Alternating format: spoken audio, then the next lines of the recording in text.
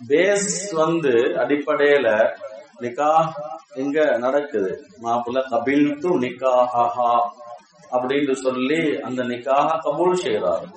அதுக்கு பின்னால நாங்க மாப்பிள்ள ஆஸ் அ ஹஸ்பண்ட் அவர் விளங்கணும், நான் ஒரு பெண்ணை என்னுடைய வாழ்க்கையில எடுத்திருக்கிறேன், அவளுக்கு நான் செய்ய வேண்டிய கடமைகள், அவளோட நான் எப்படி நடந்து கொள்ளுவோம், அவளுடைய feelings and emotions, emotion feelings ஒவ்வொரு ஹஸ்பண்டும் விளங்குவோம்.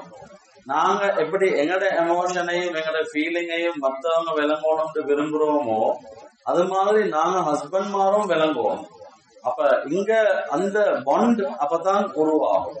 எங்க ரெண்டு பேருக்கு மத்தியில் இருக்கிற அந்த ஒத்துமையும் இரக்கமும் அன்பும் சந்தோஷமும் தான் பிள்ளைகளை சாலிஹான பிள்ளைகள் உருவாகிறது காரணமாக அமையும்.